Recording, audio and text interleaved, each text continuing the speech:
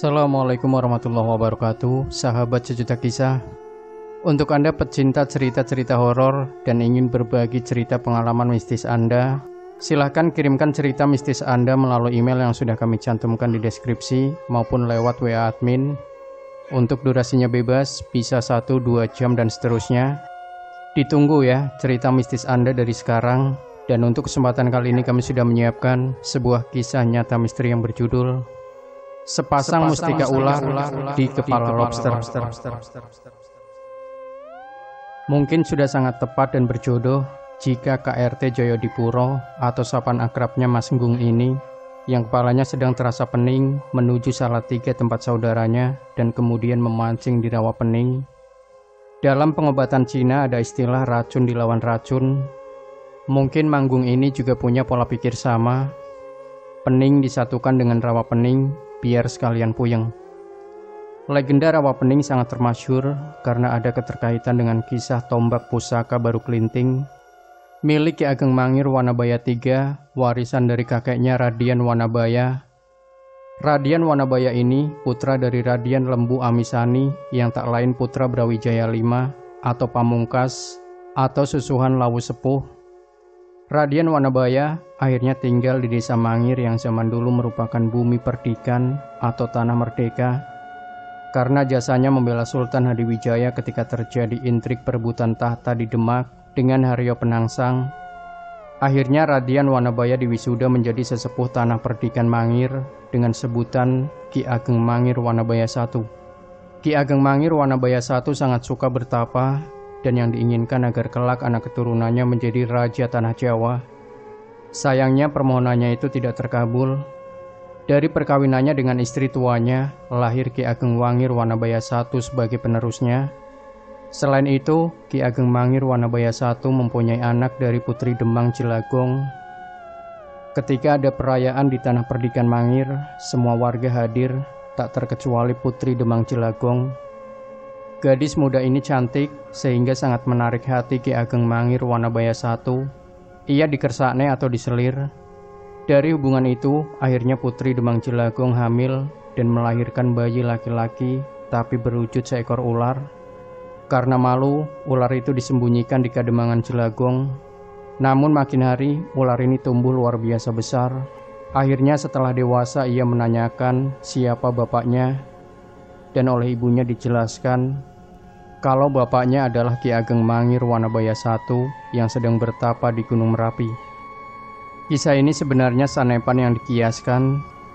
Hubungan Ki Ageng Mangir I dengan gadis desa mungkin dianggap aib karena perbedaan kasta. Namun namanya genetik adalah istilah gajah akan menurunkan gajah. Meski anak yang lahir itu diibaratkan ular, tapi ular yang bukan sembarangan. Meski anak yang lahir itu diibaratkan ular, tapi ular yang bukan sembarangan. Ia menjelma menjadi sang naga. Ia berhasil menemui ayahnya di pertapaan Gunung Merapi dan akan diakui anak bila sanggup mengitari Gunung Merapi. Hal itu ia lakukan, namun hanya kurang sejengkal, maka untuk menyambung, ia menjulurkan lidahnya. Lidah ini oleh Ki Ageng Mangir Wanabaya I dipotong dan dijadikan tombak pusaka Kiai Baru Klinting yang sangat ampuh dan menggegerkan pemerintahan baru Mataram Senopaten. Zaman dulu untuk diakui sebagai anak orang besar itu tidaklah mudah. Ia harus membuktikan kesetiaannya seperti Joko Umbaran, Panembahan Purbaya I, atau Banteng Mataram. Baru diakui oleh ayahnya Panembahan Senopati setelah disuruh membunuh ibunya Niken Purwasari dan dilanjutkan pertempuran demi pertempuran demi kejayaan Mataram. Begitu pula ular Baru Klinting ini, ia baru akan diakui oleh ayahnya bila sanggup melingkari Gunung Merapi yang menurut beberapa sesepuh mengumpulkan orang-orang untuk dididik menjadi pasukan yang tentunya akan mendirikan kerajaan baru sesurutnya Demak dan Pajang nantinya. Setelah berhasil ia menghadap ayahnya, namun sepertinya sang ayah malu. Maka untuk menghilangkan jejak sebagai keturunannya, lidahnya dipotong. Ibaratnya perkara yang dipetiskan agar berita itu tak menyebar kemana-mana.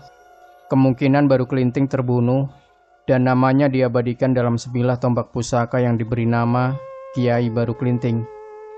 Namun Orang yang menanam itu akan menuai hasilnya. Itu terjadi pada cucunya, yaitu Ki Ageng Mangir Wanabaya III, yang akhirnya melalui strategi Ki Juru Mertani yang halus, dipikat dengan Putri Panembahan Senopati, Rara Pembayun. Ketika sungkem di Mataram, kepalanya dibenturkan di Selogilang hingga pecah. Sukma baru kelinting yang belum rela mati mengembara dan masuk ke dalam raga seekor ular yang ada di lereng Merapi bagian barat. Saat itu penduduk desa Pening sedang mengadakan pesta bersih desa. Saat mau mencari kayu bakar, salah satu sabitnya mengenai ular yang sedang bertapa itu dan darahnya mengucur. Maka ular itu pun dibawa ke kampung, dagingnya dicincang. Ruh bocah ini tidak terima, ia menyamar sebagai anak gembel yang kelaparan. Oleh penduduk desa Pening ketika minta makan tidak dikasih dan diusir. Di tengah perjalanan ketemu Mbok Rondo atau janda yang miskin. Ia diberi makan nasi. Setelah kenyang ia berpesan kepada Mbok Rondo agar setelah matahari condong ke barat segera naik perahu lesung. Dan bocah itu kembali ke pesta dengan membawa sebatang lidi.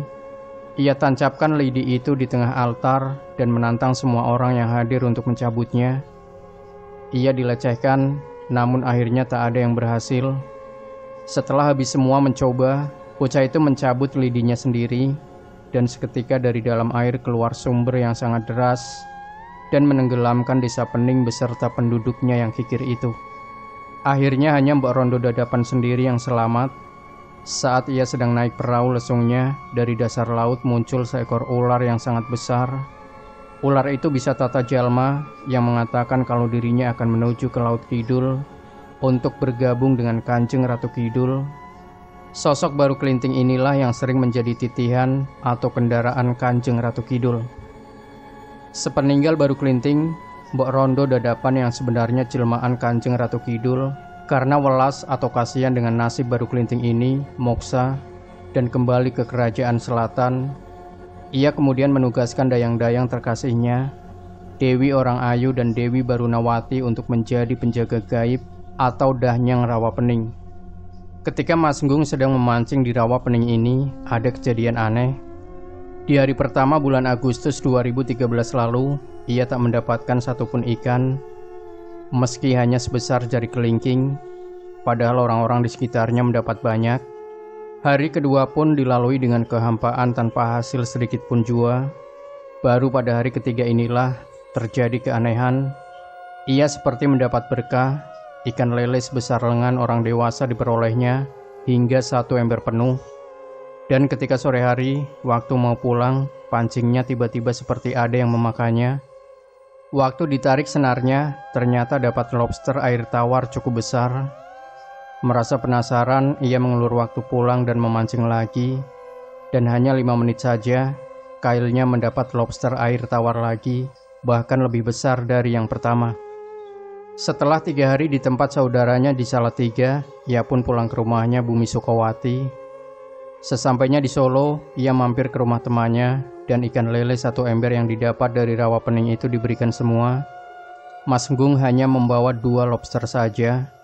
Sampai di rumah, lobster yang satunya dimasak dengan istrinya yang kebetulan sedang mengandung bayi keempatnya. Tidak terjadi hal yang ganjil, lobster yang satu lagi dimasukkan kulkas. 3 hari kemudian, lobster satunya dimasak. Ketika Mas Nggung kelaparan pulang main dari rumah teman jam 12 malam, tak ada makanan, ya, lobster yang tersisa digoreng untuk mengisi perutnya. Dan saat membelah kepala lobster itu terjadi keanehan. Tiba-tiba angin bertiup sangat kencang, pintu dapur seperti digedor-gedor orang. Efeknya tikus yang banyak terdapat di dapur pada lari semua. Ketika kepala lobster itu dibelah, keluar 2 butir batu putih yang sama persis. Batu itu ia bersihkan dan bentuknya setengah bulat, di dalamnya agak cekung. Kedua batu itu bila disatukan akan membentuk bulatan. Pagi harinya, batu itu dibawa ke tempat saudaranya yang tinggal di Mojolaban. Menurut saudaranya, Raden Kumiter, ini masuk mustika udang, baiknya kamu buka usaha kuliner saja. Syukur-syukur yang berkaitan dengan ikan, baik air tawar maupun makanan seafood, pasti berhasil. Iya Dimas, aku ngumpulin modal dulu, jawab Mas Nggung. Sepertinya ini ada kaitannya dengan Laut Kidul, Mas. Suatu saat pasti akan ada petunjuk dari Gusti Allah. Pada tanggal 15 September 2013, Mas Gunggung pas siang hari dari Cilengsi menuju ke Pelabuhan Ratu naik bis. Kebetulan dapat duduk kursi paling belakang. Karena capek, ia ketiduran. Begitu terbangun, tempat duduk depannya sudah ada yang menduduki seorang wanita pakai celana panjang dan jaket jeans. Tubuhnya langsing dan wajahnya agak aneh, seperti dingin, unik, dan penuh misteri. Sampai di Pelabuhan Ratu dia turun, dia ikuti terus wanita itu, tapi langkah Mas Gunggung kalah cepat. Saat ada tikungan, wanita itu hilang, dan Mas Gunggung kehilangan. Akhirnya dari Pelabuhan Ratu, Mas Gunggung naik angkot menuju Karanghawu. Usai berdoa, mata Mas Gunggung melihat sesosok lukisan yang ternyata wajahnya sangat mirip dengan wanita yang ada di bis tadi.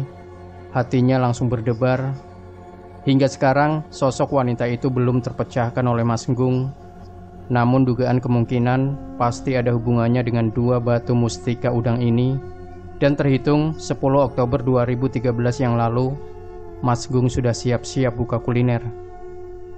Demikian sahabat Sejuta Kisah, berikan komentar Anda, like, share video ini, subscribe channel Sejuta Kisah, dan kembali nantikan cerita-cerita misteri terbaru dari kami. Wassalamualaikum warahmatullahi wabarakatuh.